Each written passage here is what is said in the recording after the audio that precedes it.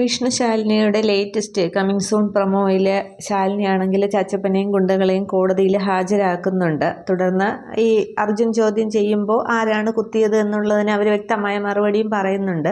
അങ്ങനെ വിഷ്ണുവിനെ കോടതിയിൽ നിന്നും വെറുതെ വിടുകയാണ് ചെയ്യുന്നത്. വിഷ്ണു ഒരു തെറ്റും ചെയ്തിട്ടില്ല എന്ന് മനസ്സിലാവുകയാണ് ചെയ്യുന്നത്. അതുകൊണ്ടാണ് അർജുൻ അങ്ങനെ ഒരു പോയിന്റോടെ പറഞ്ഞതും വിഷ്ണുവിന് ജാമ്യം കൊടുക്കണ്ട എന്നുള്ളത്. അതായത് വിഷ്ണുവിനെ കേസിൽ നിന്ന് തന്നെ ഒഴിവാക്കും എന്നുള്ളത് കൊണ്ട് തന്നെയാണ് അർജുൻ അങ്ങനെ വാദിക്കുന്നതൊക്കെ.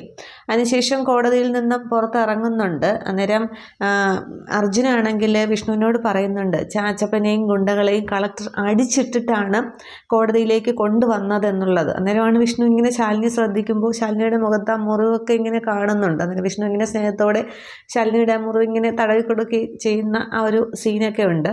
അതിനുശേഷമാണെങ്കിൽ കമലിനാണെങ്കിൽ ഓട്ടോയിൽ വിഷ്ണുവിനെ വീട്ടിലേക്ക് കൊണ്ടുപോവുകയാണ്. അന്നേരവും വിഷ്ണുവിന് ആ തലയ്ക്കൊരു പെരുപ്പും ആ ഒരു കണ്ണിൻ്റെ ആ ഒരു മങ്ങലും ഒക്കെ കാണുന്നുണ്ട്. അന്നേരം കമലിനിത് ശ്രദ്ധിക്കുന്നുണ്ട്. തുടർന്നാണെങ്കിൽ ശാലിനിയോട് കമലം പറയുന്നുമുണ്ട്, ആശാൻ എന്തൊക്കെയോ പ്രശ്നങ്ങളുണ്ട് എന്നുള്ളത് പറയുകയാണ്. അന്നേരം ശാലിനി അതവിടെ ഗൗരവത്തോടെ എടുക്കുമായിരിക്കും. വിഷ്ണുവിനെ ഹോസ്പിറ്റലിൽ കൊണ്ടുപോവുകയോ എന്തെങ്കിലും ചെയ്യുമ്പോൾ അല്ലെങ്കിൽ ചോദിക്കുകയോ ചെയ്യുമ്പോൾ എന്താണെന്നുള്ളത് മനസ്സിലാവുമായിരിക്കും. വിഷ്ണുവിനെ അത് ഒളിച്ചു വെക്കാനായിട്ട് സാധ്യതയില്ല എന്താണെന്നുള്ളത്.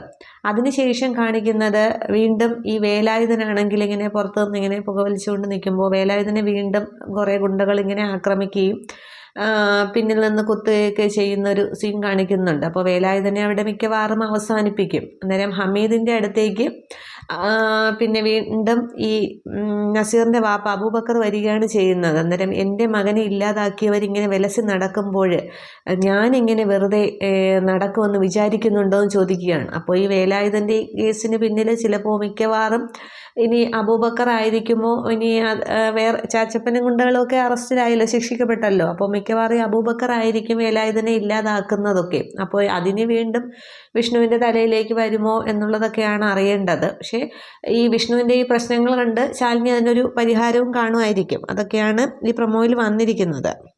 എന്തായാലും ഇപ്പോൾ ഈ തൽക്കാലത്തേക്ക് വിഷ്ണു കേസിൽ നിന്നും തടിയൂരുന്നുണ്ട്. പക്ഷേ പിന്നീട് ആ ഒരു നസീറിൻ്റെ ആ ഒരു കേസ് വിഷ്ണുവിന് അറിയാമല്ലോ, അതിനെ ശാലിനിയോട് പറയുമോ എന്നുള്ളതാണ്. വിഷ്ണുവിൻ്റെ ഈ ഒരു ചെറിയ പ്രശ്നമല്ല, അടിയേറ്റ പ്രശ്നമെങ്കിലും വിഷ്ണു പറയുകയാണെന്നുണ്ടെങ്കിൽ അതിനൊരു പരിഹാരം കാണാനായിട്ട് സാധിക്കും. പക്ഷേ ഗോപാലകൃഷ്ണനും ശാരദാമ്മയും ഒക്കെ ആകെ പെട്ടിരിക്കുകയാണ് ചെയ്യുന്നത്. പക്ഷേ ഈ വേലായുധൻ ആകുന്നു എന്നുണ്ടെങ്കിൽ നസീറിൻ്റെ ആ ഒരു സംഭവം പക്ഷേ പിന്നീട് പുറത്ത് വരില്ല. പക്ഷേ അതിന് തെറ്റ് ചെയ്തൊരു ശിക്ഷിക്കപ്പെടണമല്ലോ. അതിന് എന്താകും എന്നുള്ളത് നമുക്ക് എപ്പിസോഡ് വരുമ്പോഴത്തേക്ക് നോക്കാം. Okay, thank you.